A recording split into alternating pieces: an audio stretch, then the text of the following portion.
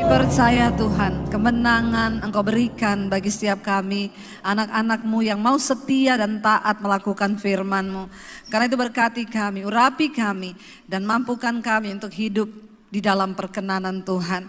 Urapi hamba-Mu yang tidak ada apa-apanya, urapi setiap kami. Kami buka hati bagi firman Tuhan, dalam nama Tuhan Yesus. Sama-sama katakan, amin. Tepuk tangan buat Tuhan, saudara. Silakan duduk, shalom. Apa kabarnya hari ini? Luar biasa, walaupun lagi ada masalah, ada persoalan, kita tetap mau bilang kita adalah orang-orang yang luar biasa.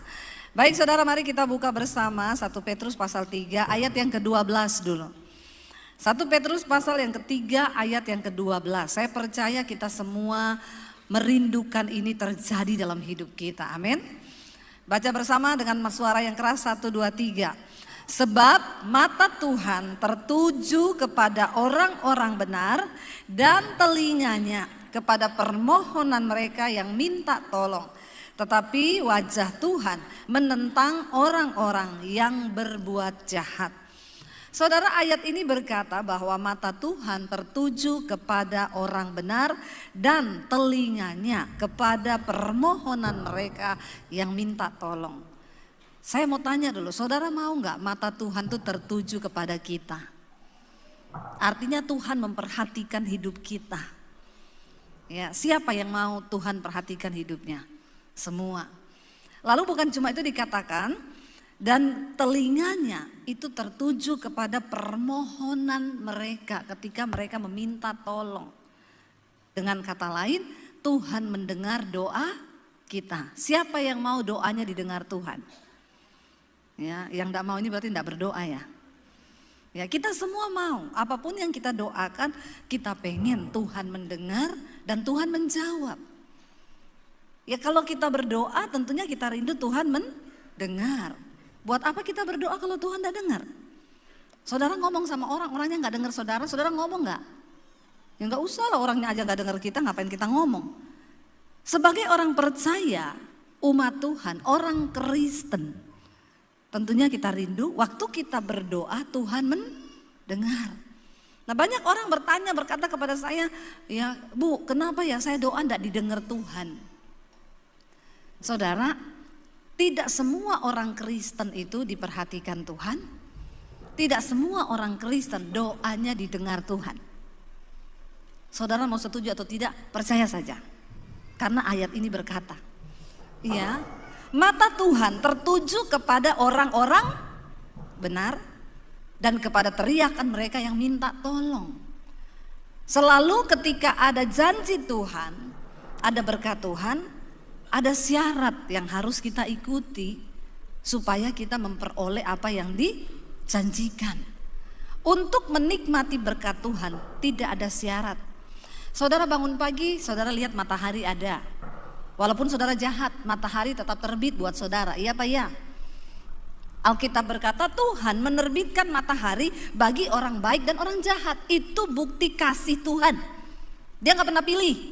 Bayangkan kalau ada orang selingkuh, terus dia bangun pagi, gak ada matahari di rumahnya. Maka ketahuan kalau orang ini jahat. Semua rumah terang tapi kok rumahnya gak ada matahari. Jahat itu, jahat. Ya. Tapi karena Tuhan itu mengasihi semua orang, makanya dia turunkan hujan bagi orang baik dan orang jahat. Enggak peduli seberapa jahatnya manusia, hujan tetap turun di rumahnya. Bayangkan kalau hujan tidak turun di rumah orang jahat. Jadi orang jahat rumahnya kering, kerontang, gak ada air sumur. Karena jahat. Kasih Tuhan tidak bersyarat. Sekalipun kita jahat, matahari tetap terbit, kita masih bernapas. Saudara masih bisa melakukan semua aktivitas. Bahkan mungkin gajimu tetap lancar. Itu bukti kasih Tuhan. Tetapi untuk meraih berkat dan janji Tuhan, tidak semua orang dan bukan orang sembarangan yang bisa menikmatinya. Hanya orang-orang yang mau membayar harga dan mengikuti syarat dan ketentuan yang berlaku. Ada tanda bintang, syarat dan ketentuan berlaku. Kalau nggak ikuti syarat, nggak bisa saudara. Nah, hari ini kita mau belajar bagaimana supaya mata Tuhan itu tertuju kepada kita dan dia mendengarkan setiap teriakan kita yang minta tolong. Itu adalah satu kerinduan kita. Syaratnya baca ayat yang ke-10 mulai. 1 Petrus 3 ayat 10. 1, 2, 3. Siapa yang mau mencintai hidup dan mau melihat hari-hari baik, ia harus menjaga lidahnya terhadap yang jahat dan bibirnya terhadap ucapan-ucapan yang menipu. Yang pertama, siapa di sini yang masih mencintai hidup, masih pengen hidup? Angkat tangan. Karena ada orang yang udah enggak pengen hidup, ya. Dia udah berdoa minta mati tapi enggak dikasih mati sama Tuhan. Ada saudara, orang dari Belanda, Bu Debi doakan saya, doa apa? Biar saya mati. Saya ini udah pengen mati tapi enggak bisa mati. Saya kena kanker, Bu, dan setiap hari saya kesakitan. Kalau sudah kesakitan saya enggak tahan, Bu. Berapa kali saya pengen lompat dari apartemen bunuh diri. Tapi saya tahu itu dosa. Jadi tolong doakan, Bu, supaya Tuhan angkat saja saya, karena saya udah gak kepengen hidup. Saya kesakitan, buat apa saya hidup? Jadi bagi sebagian orang kematian itu anugerah. Karena banyak yang pengen mati tapi gak bisa mati. Tapi saya yakin dan percaya hampir semua dari kita yang hadir hari ini masih mencintai hidup. Iya Pak ya? Atau ada yang pengen mati di sini? Biar kita doakan bareng-bareng. Gak ada ya? Semua masih pengen hidup kan? Masih. Orang kalau datang konseling, Bu Debi masalah saya berat, Bu, saya tuh udah gak tahu bagaimana. Jadi ibu sudah gak kuat, Bu, kita doakan biar Bapak jemput ibu pulang ke rumah Bapak. Nggak mau, Bu. Oh masih pengen hidup? Masih, ya udah bersyukur saja. Ya, jadi ada orang-orang yang walaupun masalahnya berat, dia masih tetap pengen hidup. Ada. Satu kali saya pelayanan di satu gereja. Ada bapak-bapak datang sama saya, Bu Debi, saya mau pengen ketemu ibu.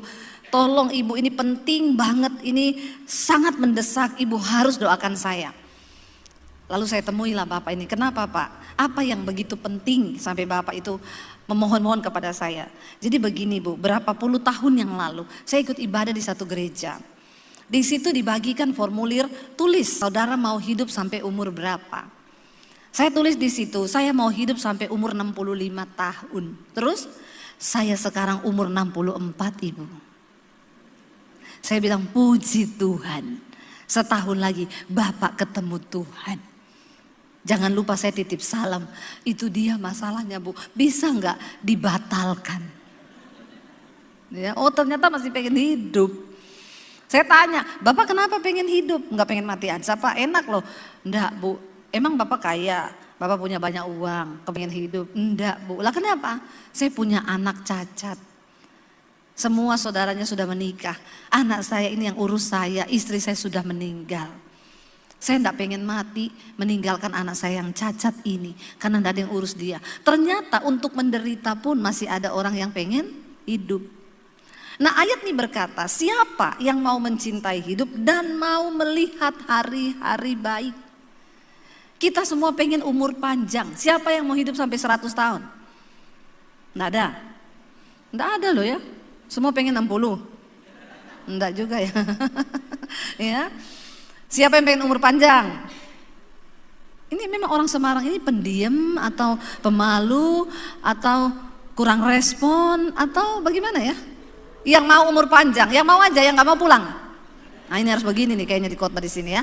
Yang mau umur panjang, berapa banyak coba? Nah ini saudara, kita semua pengen umur panjang. Tapi jangan cuma umur panjang.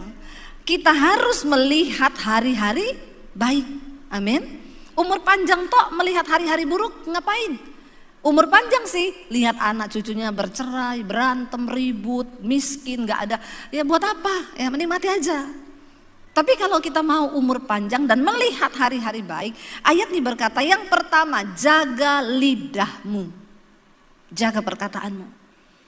Karena perkataan itu seperti benih yang kita tabur, satu saat akan bertumbuh. Kalau saudara terlalu banyak bilang sial, ada orang itu, ih sial banget sih gua, sial bener hidupmu. Apa-apa dikit, mati aku, ya mati bener kau. Ya. Jangan perkataan yang tidak baik, apalagi perkataan yang menentang firman Tuhan. Satu contoh kasus dalam Alkitab yaitu Sarah. Abraham itu kurang apa? Dikatakan dia itu bapak orang beriman. Lewat kehidupan Abraham banyak orang akan diberkati.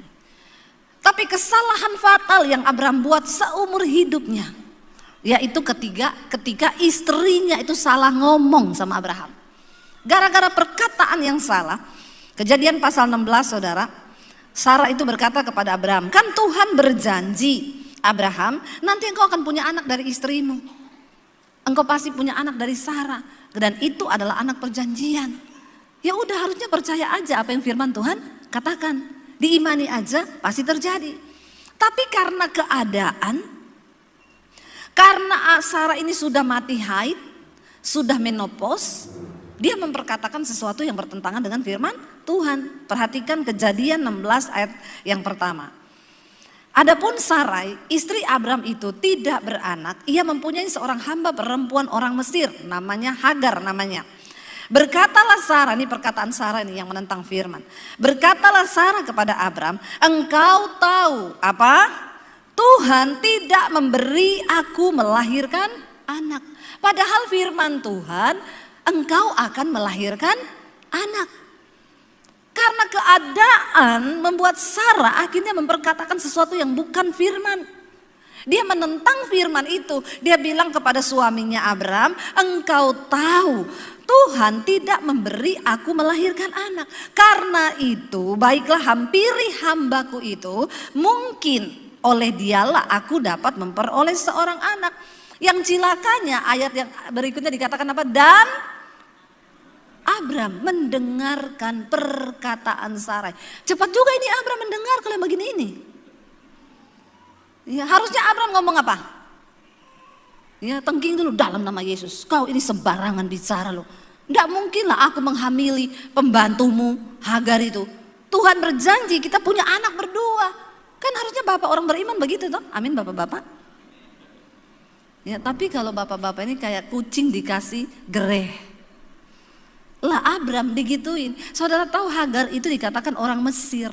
Saudara pernah ketemu perempuan-perempuan Mesir, kalau saudara ke Mesir, yang sudah pernah ke Mesir, ya, itu saudara yang paling jelek di Mesir, paling cantik di Semarang. Percayalah apa yang saya katakan. Orang Mesir itu ceweknya tinggi-tinggi, putih-putih, hidungnya mancung, bodinya, rambutnya mirip-mirip sama saya lah ya. Gak usah ketawa begitu, biasa aja.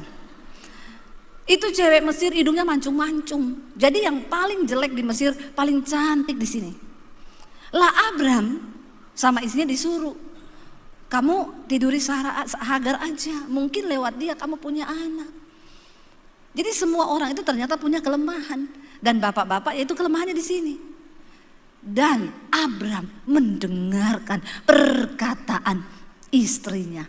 Ya, baru kali ini dicatat di Alkitab bapak-bapak mendengarkan perkataan istri. Ya, biasanya bapak-bapak itu tidak mau dengar perkataan istri. Ya, tahu apa kamu? Tapi dalam hal ini langsung dikatakan dan Abram mendengarkan perkataan istrinya. Dalam hatinya Abram, kenapa nggak dari dulu? Ampuni Tuhan. Ini nggak ada di Alkitab, saya ngomong. Saya agak menyesalnya di situ sih. Ya, saya merenung-renung kan nih Abram kok nggak lawan dulu, nggak ngomong dulu. Setidaknya ada ayatnya berkata, lalu berkatalah Abram, apa iya begitu? Jangan ya nak ya, jangan.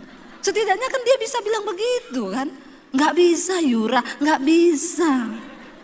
Aku nggak bisa mencintainya, nggak bisa. Nah kok ini langsung dan Abram mendengarkan perkataan istrinya. Gara-gara Sarah ini salah berucap, maka malah petaka besar terjadi. Abram melahirkan Ismail. Sampai hari ini yang namanya keturunan Ishak dan Ismail ribut terus sampai sekarang. Israel itu ribut terus nggak pernah damai. Karena ini cuma gara-gara salah ngomong. Berantem terus, perang terus, keturunan Ishak, keturunan Ismail. Sampai hari ini, nggak usah tanya kenapa, sudah tercatat. Gara-gara Abraham melakukan kesalahan itu Tuhan berfirman, mulai hari ini keturunan Ishak dan keturunan Ismail akan saling ribut terus. Cuma gara-gara salah perkataan yang kelihatannya sepele. Hati-hati dengan perkataanmu. Karena perkataan akan mendatangkan berkat, tapi juga akan mendatangkan kutuk. Dan Alkitab berkata, menurut perkataanmu engkau akan dibenarkan, menurut perkataanmu pula engkau akan dihukum. Orang tua hati-hati kalau berkata sama anak. Jangan kau kutuki anakmu terus, dasar goblok, tolol, bodoh. Ini anakmu jadi tolol benar. Ya, nasibnya jadi miskin benar. Tapi belajar memperkatakan sesuatu yang baik. Dan ayat ini dengan jelas berkata, jangan ada ucapan-ucapan yang menipu. Amin. Jangan karena gak enak terpaksa kita bohong. Karena kebohongan itu membawa kutuk dalam hidup manusia. Katakan ya kalau ya, tidak kalau tidak. Nggak usah pakai pekewo. Nah ini, wong Jawa ini suka pekewo.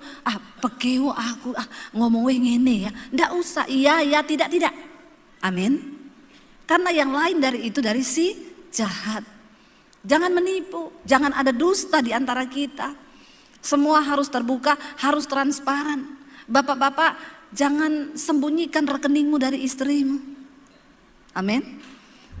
Ya, ada di sini yang istri tidak tahu rekening suami? Nggak usah angkat tangan, nanti kita konseling di belakang. Ada di sini yang istri nggak tahu PIN ATM suaminya? Kalau masih ada seperti ini, kau belum dibenarkan loh di dalam Tuhan. Karena kita harus hidup dalam keterbukaan. Ya, jangan sampai saya punya teman suaminya meninggal, dia nggak tahu nomor PIN ATM suaminya. Suaminya meninggal mendadak. Dia bingung mau gimana, mau ambil uang nggak tahu PIN-nya. Sampai mau penguburan apa segala macam. Nanti setelah meninggal dikubur seminggu kemudian baru di depan pegawai bank, di depan polisi, di depan pengacara baru bisa dibuka itu PIN ATM. Padahal nikahnya udah puluhan tahun. Bapak-bapak, tidak usah mukamu berubah jadi tegang begitu. Karena sepintar apapun kau simpan duit, itu istri, itu perempuan tuh pintar cari uang. Biar kau taruh di kaos kaki dia temukan juga itu. Ya, jangan ada dusta di antara kita. Coba dalam hal keuangan kita terbuka. Ya, enggak usah kau sembunyi dari istrimu. Istri-istri juga, jangan pakai uang tanpa seizin suami. Kita harus sama-sama introspeksi diri supaya rumah tangga kita diberkati Tuhan. Amin. Ya, ayo saudara. Karena gara-gara uang ini banyak kejahatan terjadi. Gara-gara uang banyak dusta yang terjadi. Ya, tetapi ketika kita hidup transparan, ucapan berkat, ucapan yang baik, maka saya percaya yang pertama, ya, ini terjadi maka kita akan diberkati. Yang kedua, dikatakan ia harus menjauhi apa? Yang jahat dan melakukan yang baik. Ia harus mencari pendamaian dan berusaha mendapatkannya. Kita harus berusaha untuk menjauhi kejahatan dan melakukan kebaikan. Dalam bahasa yang lebih sederhana, mari hidup di dalam pertobatan. Karena tanpa pertobatan, tidak mungkin engkau diberkati Tuhan. Saya selalu berkata, ingat saudara, orang yang menghormati Tuhan, mereka akan mendapat upah dari berkat Tuhan. Kalau dalam hidup ini engkau tidak menghormati Tuhan, bagaimana caranya saya nggak menghormati Tuhan, Bu? Kau Kristen. Tapi kau selingkuh jalan terus, kau Kristen. Rokok jalan terus, kau Kristen. Judi jalan terus, kau Kristen. Bersinah kau jalan terus, kau Kristen. Mulutmu kotor, kau Kristen. Tapi hidupmu gak berubah. Tidak semua orang Kristen mengalami kemuliaan Tuhan. Kasih Tuhan tidak bersyarat, tapi berkat Tuhan itu bersyarat. Ada begitu banyak janji Tuhan di dalam Alkitab. Bahwa dia akan mendengarkan doamu, dia akan menjawab apapun yang kau mau, dia akan menjadi Tuhan atas hidupmu. Tapi syarat dan ketentuan berlaku. Hanya orang-orang yang mau hidup bertobat, meninggalkan yang jahat dan hidup berdamai dengan Tuhan, berdamai dengan sesama, mereka yang akan melihat. Saya gak perlu ngomong ke saudara kalau ini tuh jahat, mencuri tuh jahat, selingkuh tuh jahat, berbohong tuh jahat. Saya gak perlu ngomong karena saudara tahu semua manusia. Kita nggak usah ajarin anak-anak itu yang baik, ini yang benar.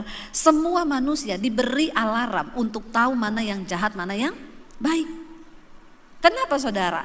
Karena dalam diri manusia ini ada roh, itu pelita Tuhan dalam diri manusia. Dan Alkitab berkata, Tuhan itu menulis hukum-hukumnya di dalam hati manusia. Jadi sebenarnya saudara walaupun nggak baca Alkitab, saudara tahu mana jahat, mana baik. Otomatis. Karena ada hukum Tuhan dalam diri manusia. Waktu kau mau nyolong, walaupun gak pernah baca Alkitab, kau tahu gak kalau nyolong itu dosa? Tahu. Pencuri itu tahu gak kalau dia mencuri itu dosa? Tahu. Ya, tapi hanya sebatas tahu. Dia tetap nyolong karena dia nggak mau taat pada hukum Tuhan. Kita tahu selingkuh itu dosa, tahu. Saudara tahu nonton film porno itu dosa nggak? Dosa, tapi tetap aja nonton, nggak taat. Jangan mimpi kau diberkati Tuhan. Hanya ketaatan yang akan mendatangkan berkat. Amin.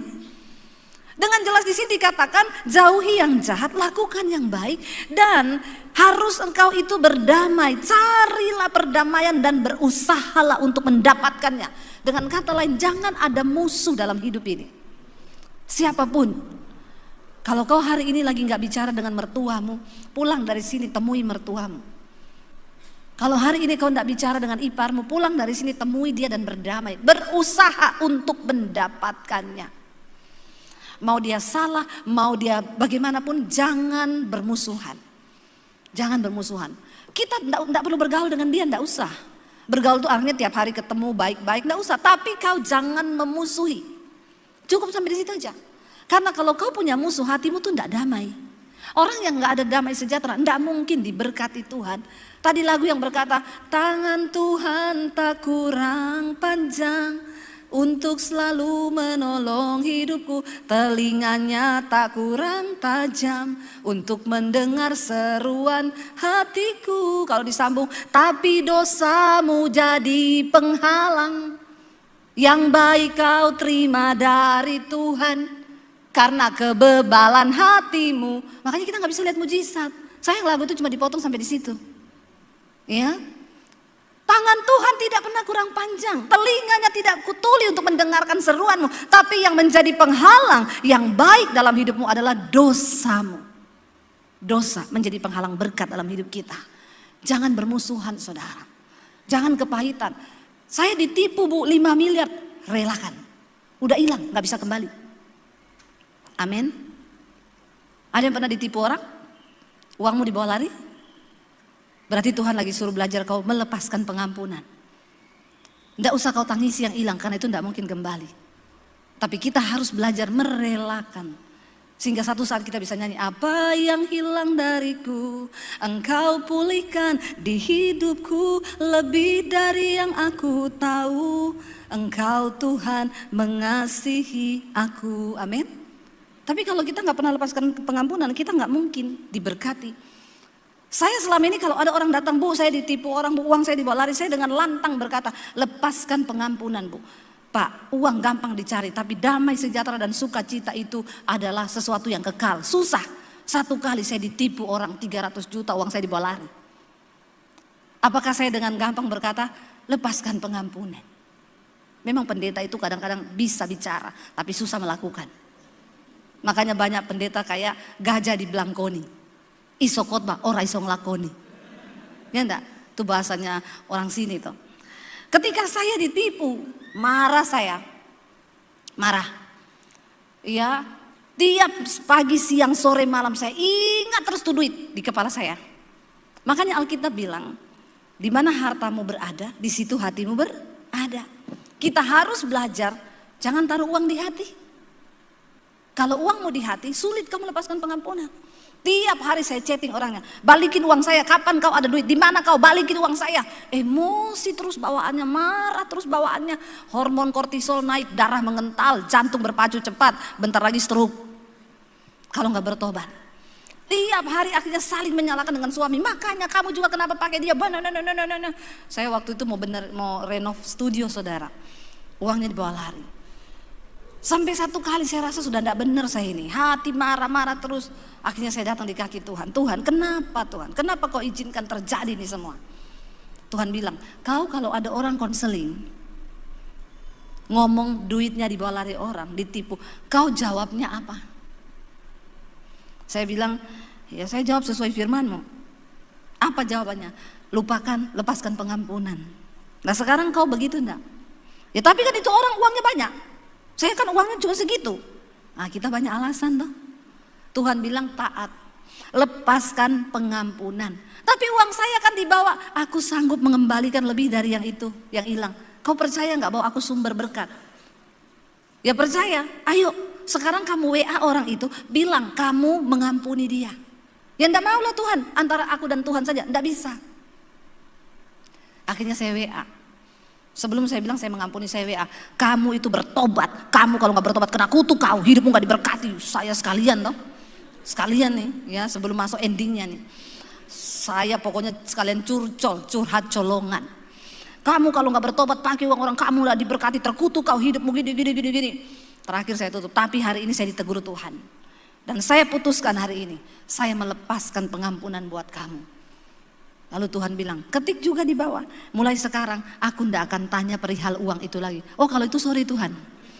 Maaf 300 juta lumayan buat beli kerupuk 1 RT makan toh.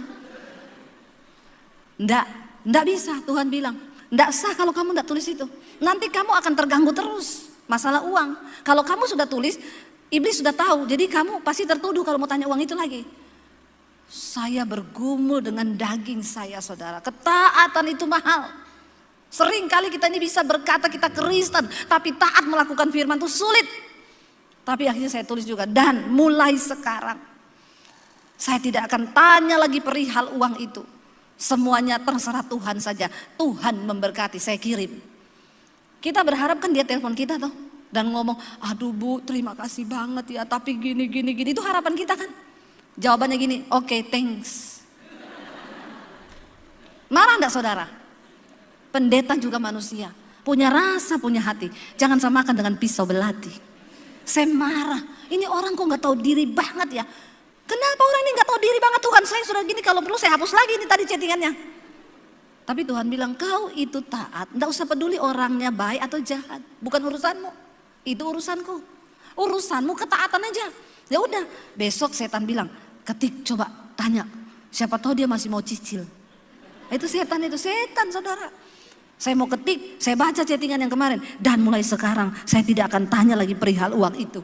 Saya gak jadi ketik. Oh memang Tuhan itu luar biasa loh kalau bekerja. Jadi saya tahan terus diri saya. Dalam nama Yesus, dalam nama Yesus. Saya lepaskan pengampunan lagi dalam nama Yesus. Tuhan jagai hati saya.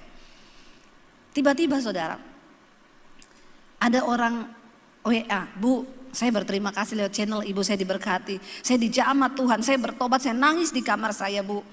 Ibu tolong ya, ibu harus tetap syuting karena itu sangat memberkati.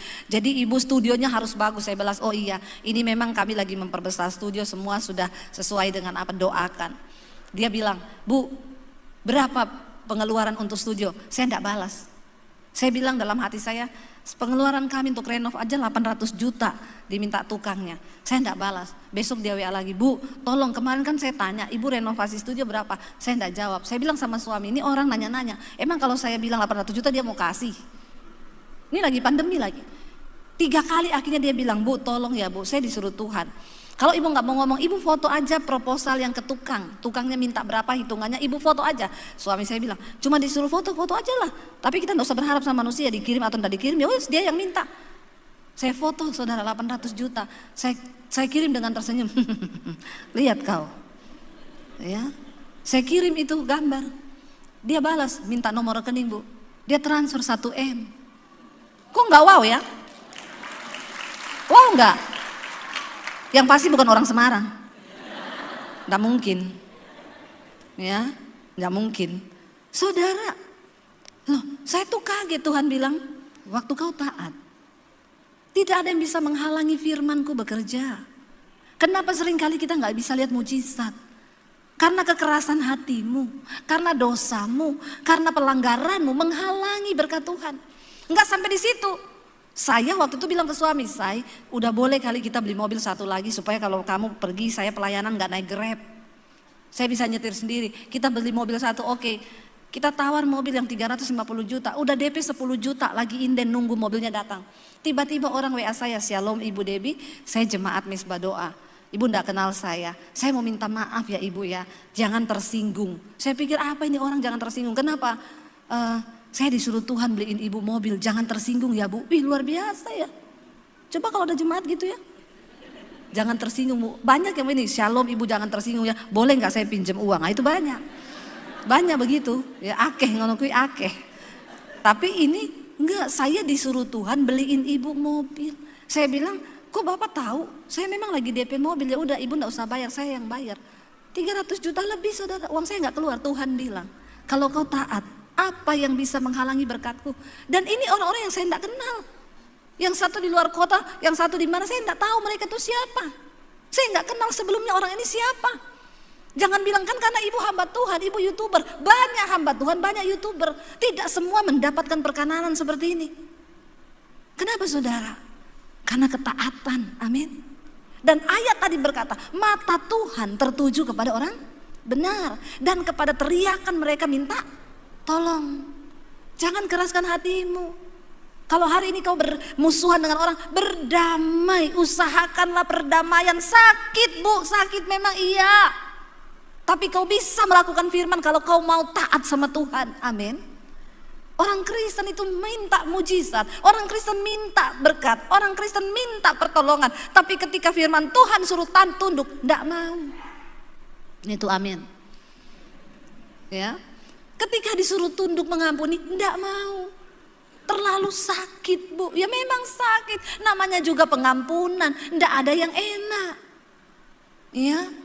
Sakit saya merelakan, memang sakit merelakan uang saudara dibawa lari orang dan orangnya senang-senang kita lihat di IG makan-makan. Sakit hati enggak? Saya pilih untuk tidak melihatnya lagi daripada saya sakit hati. Bener enggak? Kadang-kadang begitu loh orang utang, ya yang sini menderita dia senang-senang. Ya makanya jangan saudara. Kita belajar hari-hari ini. Ayo kalau sudah terlanjur jangan saling menyalahkan, kau ribut berantem rumah tanggamu semakin jauh berkat Tuhan. Hari ini ambil satu komitmen, aku mau Tuhan taat, relakan yang hilang, ya biarkan Tuhan bekerja. Dia bekerja lebih dari yang kita bayangkan. Saya hilangnya 300 juta, dapat gantinya berapa? 1,3, berapa kali lipat itu saudara? Saya nggak perlu minta-minta, saya nggak perlu ngomong, tapi memang ketaatan itu tidak gampang saudara. Ya kita harus mengalahkan daging. Termasuk ketika engkau punya uang, lalu Tuhan mencobai. Lalu Tuhan menguji. Saya beberapa waktu yang lalu tiba-tiba dapat suara Tuhan, saya disuruh beli mobil untuk pendeta. Tuhan kasih tahu mobilnya itu yang sama kayak wakil gembalanya. Ini saya cek di dealer harganya 425 juta. Saya tengking dalam nama Yesus, setan. Setan yang bicara ini setan, bukan Tuhan, bukan Tuhan. Saya bilang Tuhan, saya bukan orang kaya yang punya uang puluhan miliar. Kenapa juga Tuhan suruh saya? Tuhan ngomong, mau taat? Kamu itu hanya bendaharaku, kamu itu hanya hambaku. Semua berkat yang kau terima itu berasal dariku. Dan kau harus bisa dipercaya. Beliin.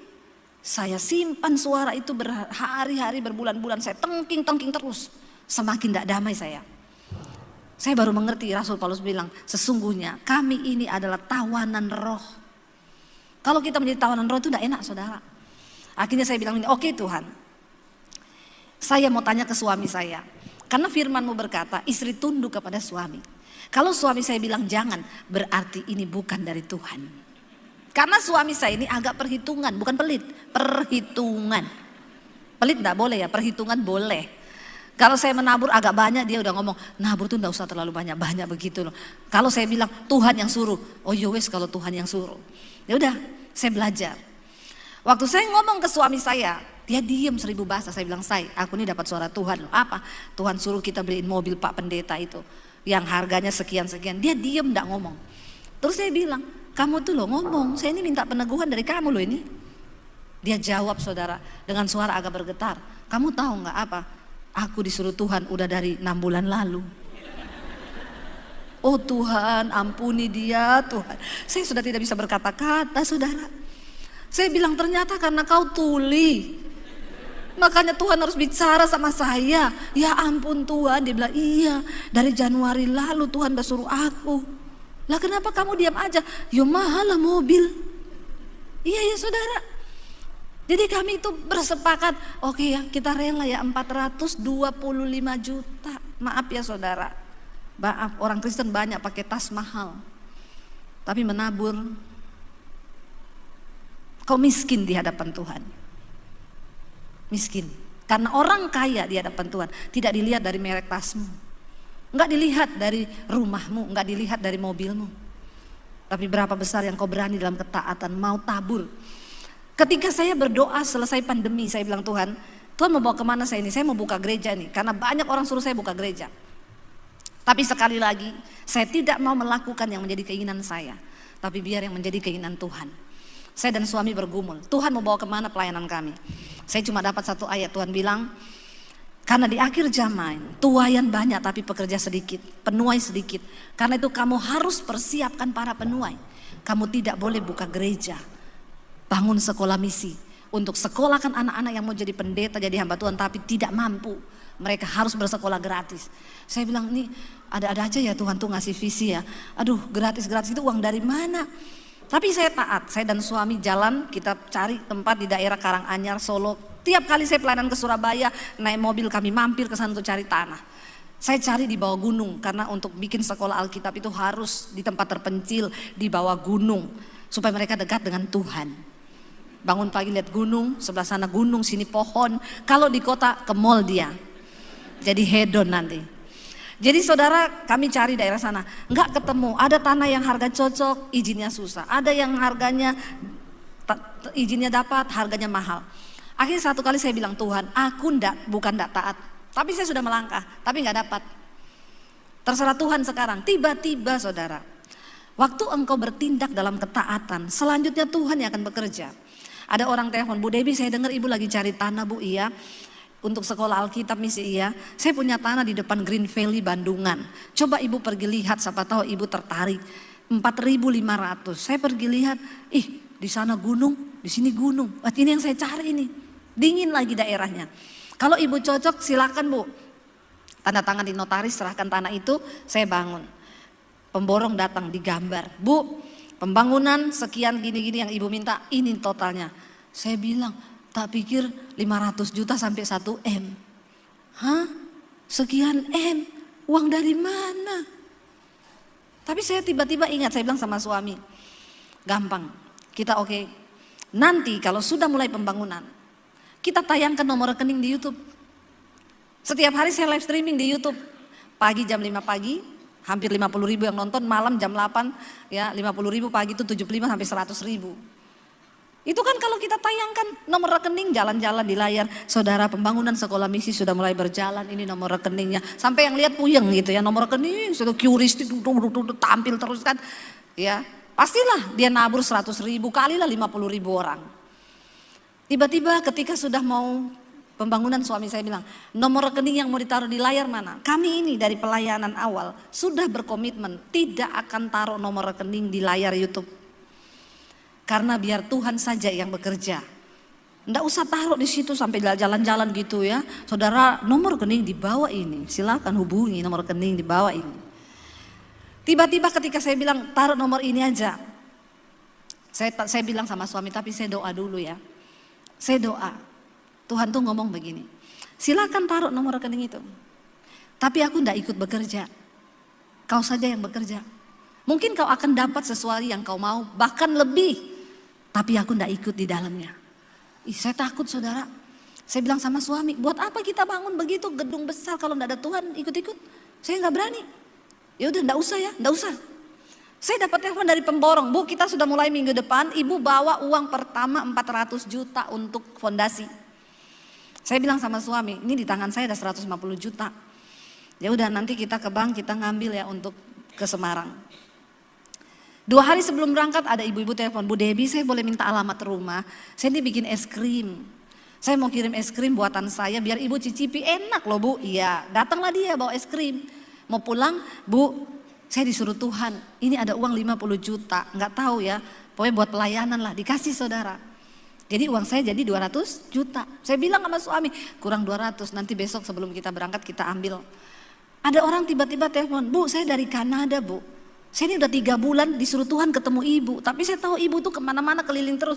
Ini saya pas ada di Indonesia, kita bisa ketemu nggak Bu? Nggak bisa Pak, saya besok mau ke Semarang. Ya, Bu, kita ketemu ya. Saya datang deh di dekat rumah ibu di kopi apa di mana, pokoknya saya harus ketemu ibu. Ya udah, saya kasih waktu besok Bapak, besok siang sebelum saya berangkat ke Semarang. Datang saudara, dia bilang saya ini disuruh Tuhan sebenarnya udah dari 3 bulan lalu. Ibu tahu, tadinya saya ini bawa uang, saya mau kasih semua sama ibu, tapi karena nggak ketemu-ketemu ibu, ya saya tinggal bawa sisanya. Gereja di Papua di mana, ini tinggal sisanya ibu 200 juta. Kok enggak wow ya? Saudara, saya tuh sampai mau nangis dan Tuhan tuh bilang begini, kalau kamu taruh nomor rekeningmu di YouTube, kamu tidak akan melihat hal-hal seperti ini terjadi. Ini aku Tuhan yang bekerja. Saya nggak pernah ngomong, saya nggak bicara. Sekali lagi, hamba Tuhan banyak loh. Pendeta banyak, yang khotbah di YouTube banyak. Tapi yang memperoleh perkenanan Tuhan hanya orang-orang yang mau taat kepada Tuhan. Nggak semua. Akhirnya pembangunan mulai berjalan. Saudara tahu, Bu saya mau sumbang material, hubungi pemborong saya, minta alamat sana. Saya nggak pernah tahu orang-orangnya. Bu saya mau sumbang ini, hubungi. Bu saya mau sumbang ini. Sampai selesai, sampai furniture, semua kasur, semua Tuhan gerakin orang-orang. Saya nggak pernah tahu. Dan Tuhan bekerja. Bahkan sampai hari ini sudah masuk angkatan kedua, yang kemarin udah lulus 30.